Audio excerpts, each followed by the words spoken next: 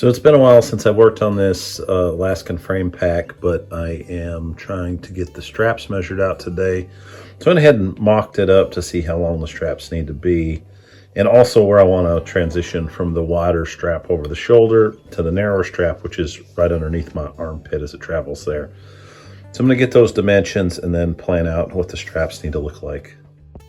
So I've worked out to get my 40-inch total length. I'm going to go ahead and cut the wide strap to 28 inches long.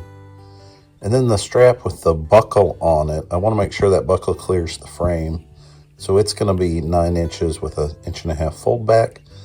And then I want some adjustment, probably about plus or minus 3 inches. So we're going to start off with a narrow strap, 12 inches. That gives us room to overlap it to the heavier, wider strap. And it also gives us some tail coming out of the buckle at the largest setting. So starting off with the 1.5 inch wide straps, I'm just going to square up the end that goes onto the frame.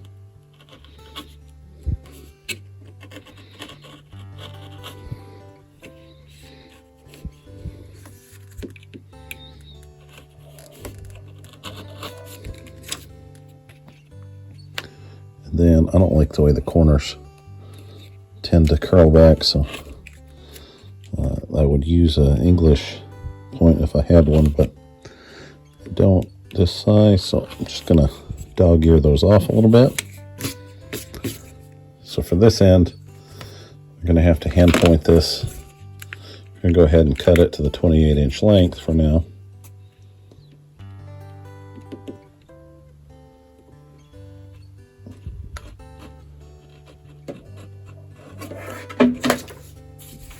And repeat that for a second strap.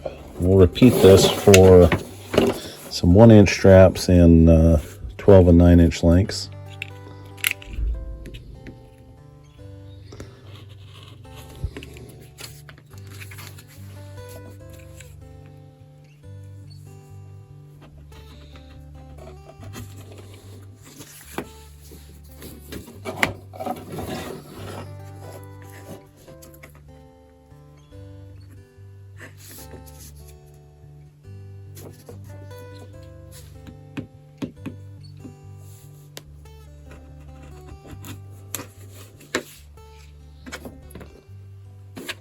So I've been digging around my tool bag and I realize I don't have any punches for 1-inch strap, and I also don't have any punches for 1 3/4 inch strap. Those aren't my sizes, so I'm going to use this tool here, this circle template.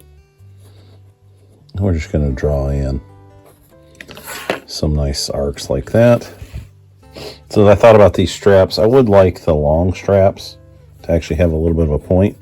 So what I'm going to do for those is I'll mark the center, and then I'm going to find a larger circle template, and keeping in mind that this pencil is very dull, just draw a point here.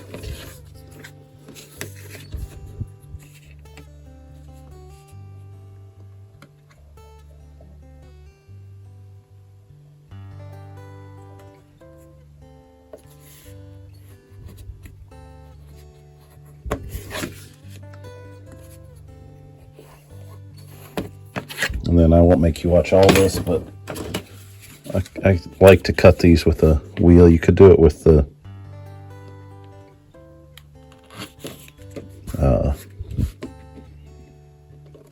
round knife as well, but I find it easier just to take a couple straight cuts and cut that out.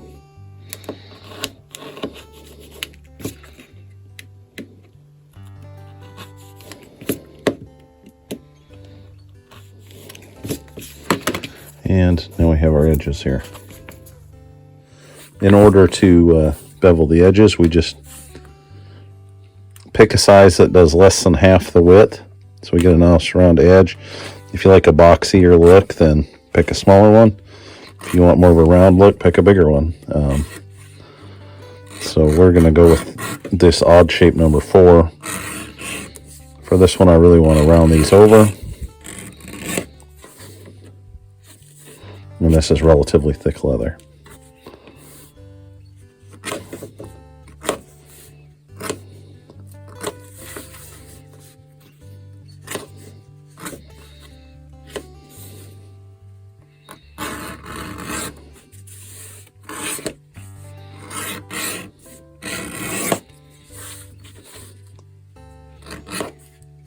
So really no value in you watching me do all of this, but just do both sides of the leather.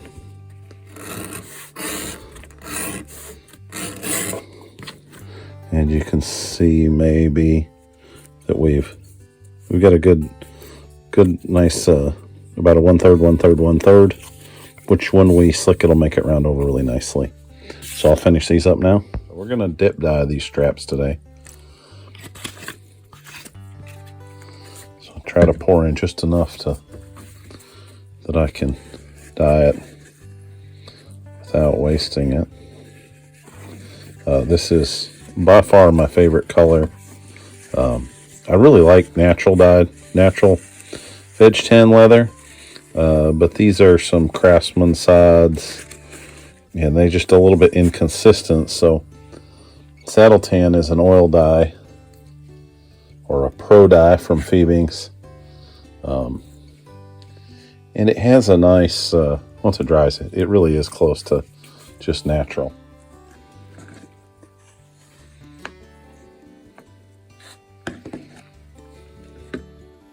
Now that the leather is mostly dried, I went ahead and wet the edges so we can start burnishing.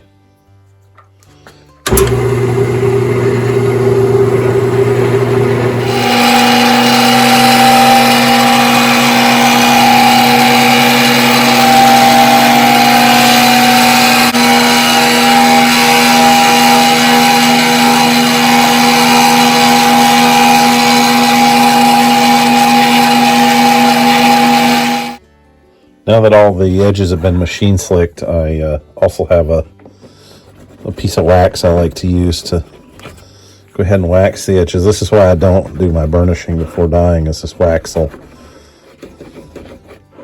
generally speaking, keep the dye from penetrating. So now that the edges are burnished, we can go ahead and put the short narrow straps on the longer straps. Like I said earlier, we're going to have an 1.5 inch overlay. We're going to attach them with saddler's rivets. And I think 2 will probably look nice, and it'll keep them from spinning. So I'm going to go ahead and just eyeball these.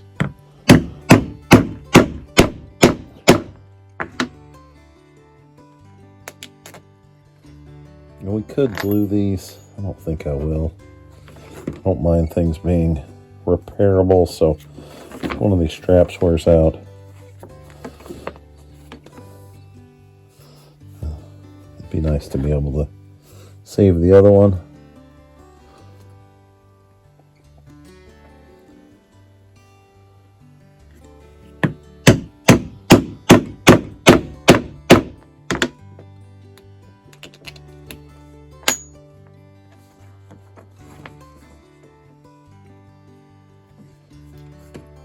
And I would like the smoothest side possible against my clothing, so that'll be the back end of that. And we'll leave the ribbon side over here.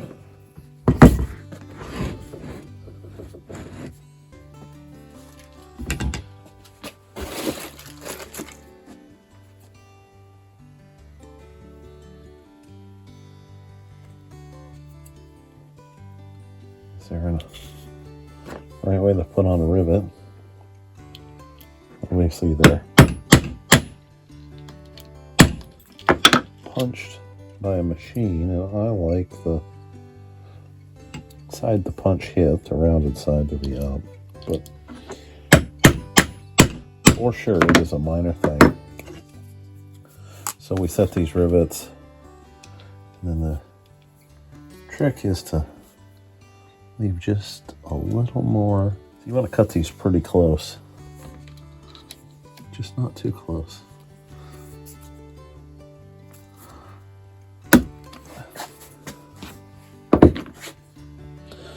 This rivet set has a domed end. Let's get started. Try not to mark up the leather like I did, and then I like to finish setting them with a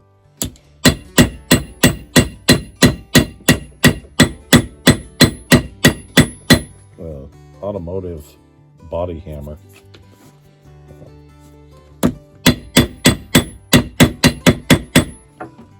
Eight deep, you said them's come up to you, but there you go. These are set. They make a very strong fitting. So just repeat that on the other one. Now for the side of the strap that gets the buckle, we agreed to an 1.5 inch fold over. So I've marked that, and we're going to set this slot cutter centered right there.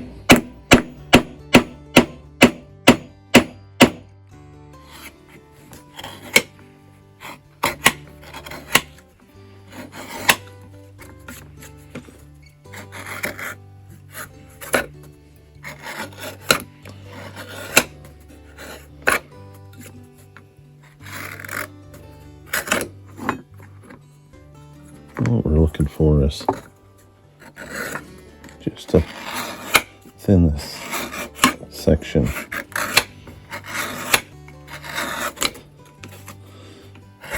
We get a little nicer fold, but not give up too much strength. That looks pretty good. Let's see. Now we want to come over. This buckle's the same either way, so.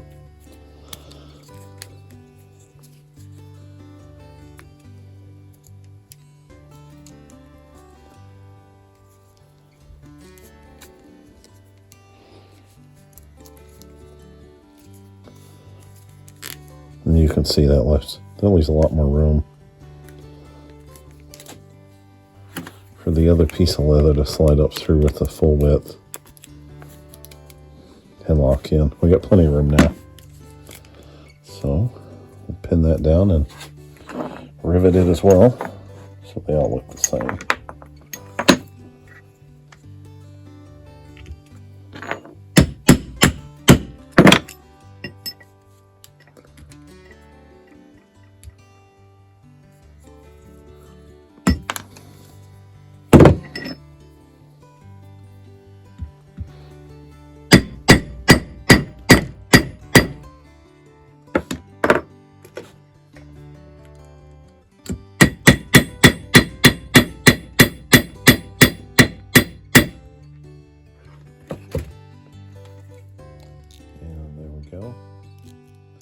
That secures that in, so this end will be attached to the frame and the buckle end will be up. We'll repeat that for one more of those. Now if you remember, we want the total strap length to be 40 inches, so if we put the buckle where it crosses the bar on here with this strap and measure out till we get 40 inches, that puts the hole at about 5.5 inches from the top of the strap. Now what we want to do is add some more holes, and I think 1 inch spacing is probably pretty good. That gives us a couple more spots, maybe 2 inches, 3 inches of adjustment each direction. So this will be my center hole, and then I'll work up holes at 1, 2, 4, 5, and 6 inches probably. Those look like all that would be able to strap in, and that gives us a little over 3 inches extra space. So I'll go ahead and pound those out now. So that pretty much completes our straps. Now, Townsend Whelen had said to use chrome tan leather for this. I find that I much prefer vegetable tan leather. But we definitely need to protect that. So, as he suggested, we're going to rub a Neatsfoot oil into this. Some of this dark tone around the edges is just because it still hasn't dried. But this is one of the last steps I like to do, and this will lighten up back to the original color. But go ahead and really work it in. And on the back, depending on the quality of your leather, you can slick that in too with a slick and really get a smoother finish on this. You don't want this overly smooth. In fact, I debated putting suede backing on the upper section where it goes over your shoulders just for grip.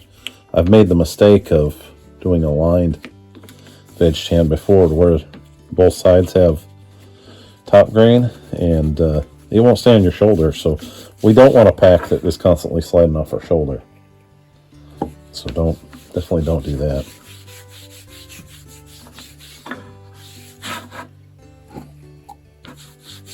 And if you don't have Neatsfoot oil, you really just need to oil your leather with anything.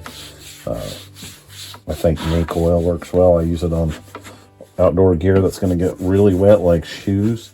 But olive oil makes a really good leather conditioner as well, and it's readily available. So if that's all you have, good with that. The only step left after we get these oiled and dried will be to put them on the pack. Now that the straps have had a chance to mostly dry out, I've marked some locations for rivet holes in the straps. Just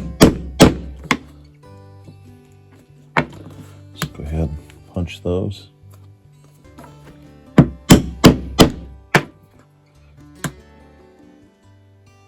What I'm trying to do with the arrangement of the rivet holes is to avoid having them cross the same grain lines as the frame support, because that could potentially run a crack through the support. So since the wood grain runs sideways, we make sure not to line any of the holes up that way.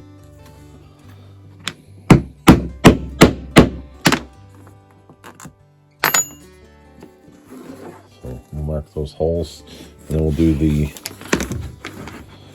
holes in the bottom straps as well.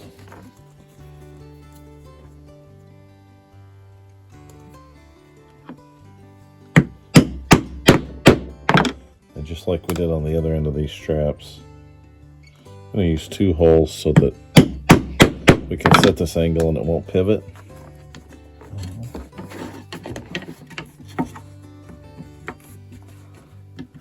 Just going to mark one of these holes for now on each strap.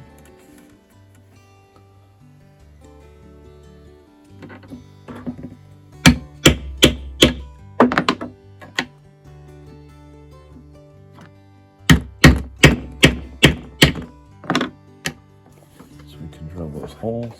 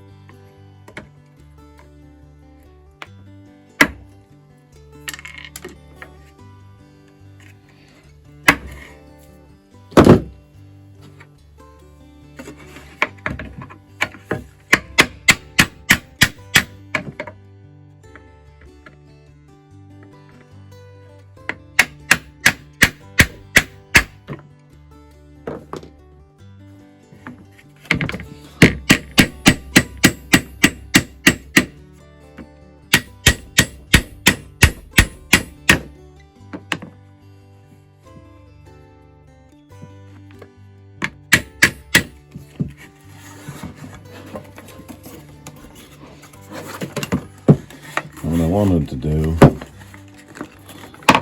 was use that one rivet to hold this tight, and then rivet through both sides with the other two rivets. We'll see if that's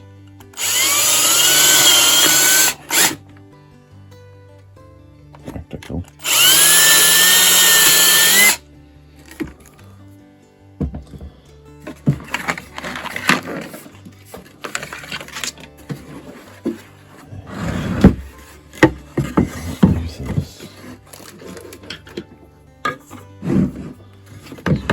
Try that. I got some decent marks there.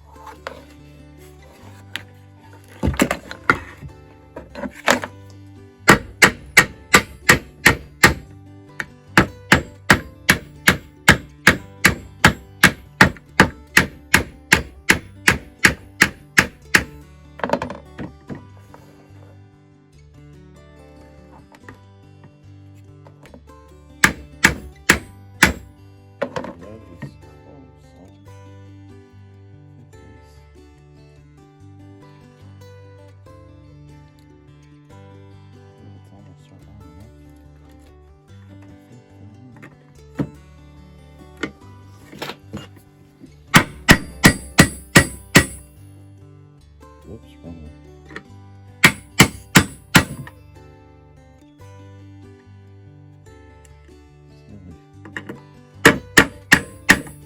Knew that before I said it.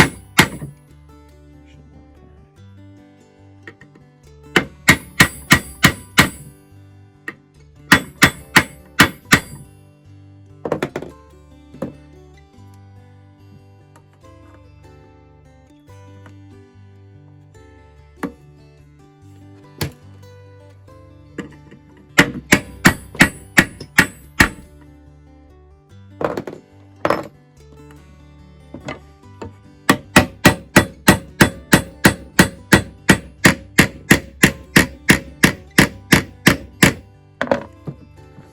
Here's the top of that strap.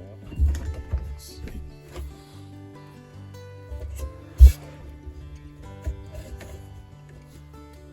So now to secure these, line them up right here.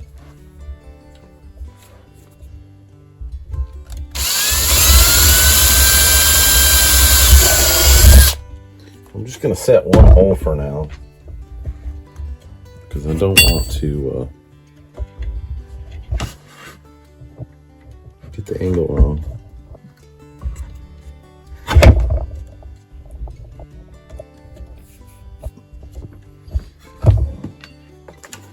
I'll actually put this on the,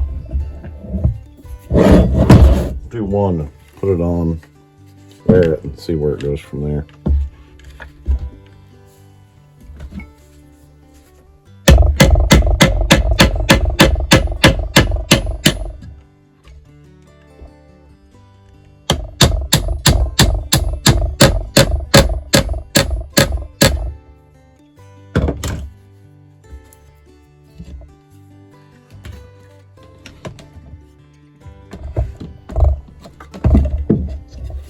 Backing this might be a little trickier.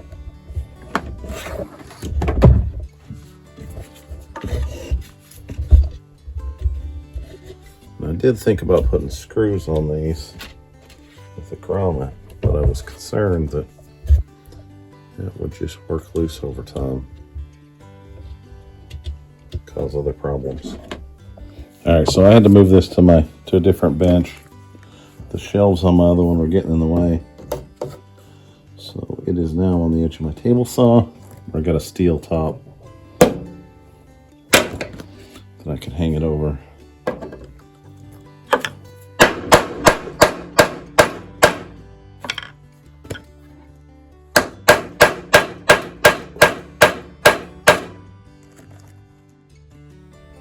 All right, so we now have both straps attached to the top and the pack frame starting to come together.